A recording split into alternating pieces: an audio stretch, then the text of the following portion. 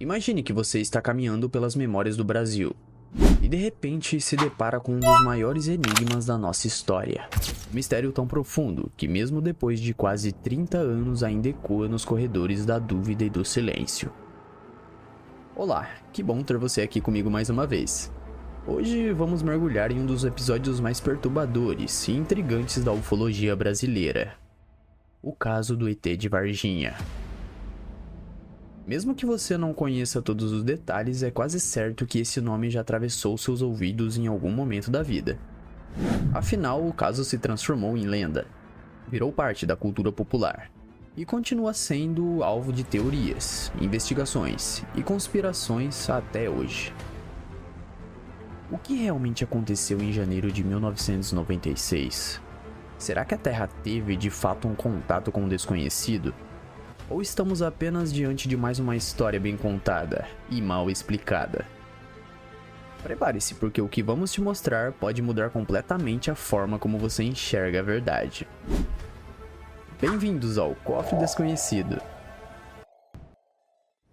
Mas antes de continuar, peço que deixe o seu like, se inscreva aqui no canal. Vamos bater a meta juntos de 1000 inscritos. Tendo dito isso, vamos lá. Tudo teria começado alguns dias antes do acontecimento central. Mais precisamente em 13 de janeiro, na zona rural de Varginha, em Minas Gerais. Um casal que cuidava de um sítio às margens da BR-491 ouviu ruídos estranhos vindo do pasto. A mulher, assustada com a agitação do gado, foi até a varanda verificar. E então viu o que jamais esqueceria. Um objeto enorme, coberto por uma névoa densa, sobrevoava o terreno. Parecia pesado, vivo, como se deslizasse pelo ar com esforço. Chamou imediatamente o marido, que correu para ver. Ambos assistiram em silêncio, enquanto o objeto perdia altitude lentamente, seguindo em direção à rodovia Fernão Dias, até desaparecer no horizonte.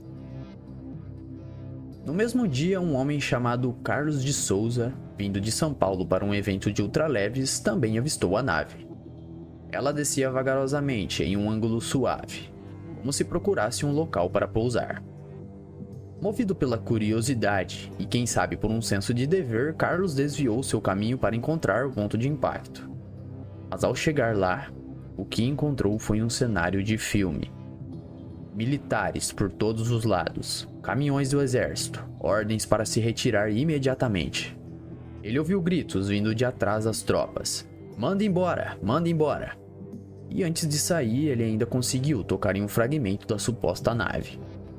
O material era estranho, maleável, e retornava à forma original após pressionado. Mas sua curiosidade custou caro. Ele foi forçado a soltar o pedaço, agredido e expulso do local. Pouco depois, moradores dos bairros Jardim Andere e Santana ligaram apavorados para as autoridades. Uma criatura havia sido vista, e não era um animal comum. As descrições batiam: um ser baixo, de pele escura e brilhante, olhos vermelhos grandes, aparência frágil, quase triste, parecia ferido, assustado. Um humano, mas não humano. 3 jovens entre 14 e 22 anos chegaram bem perto da criatura. Uma delas chegou a dizer à sua mãe: "Eu vi o diabo." Quando voltaram ao local, a criatura já havia sumido. Tudo o que restava era um cheiro forte, insuportável, entre amônia e enxofre.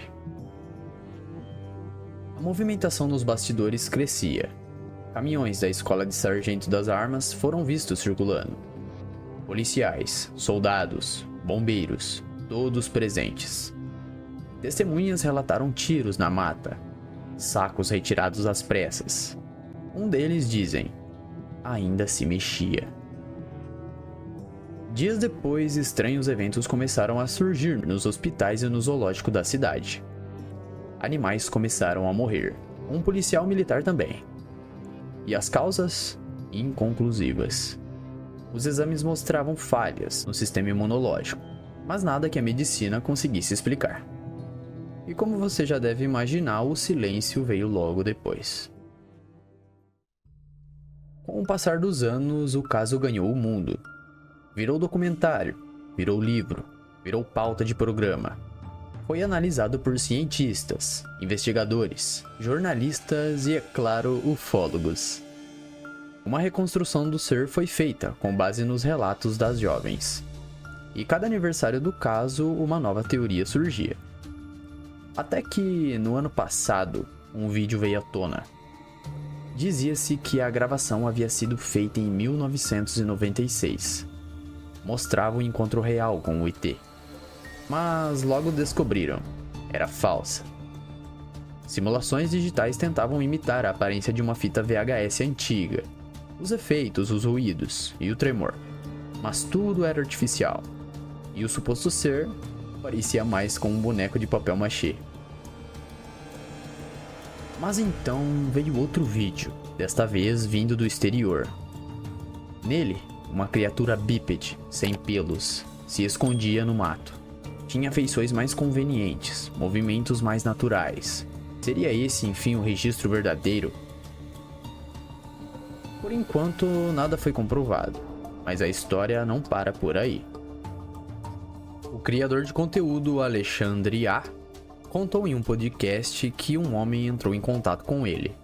Esse homem dizia ter herdado uma fita VHS do pai, um ex-militar.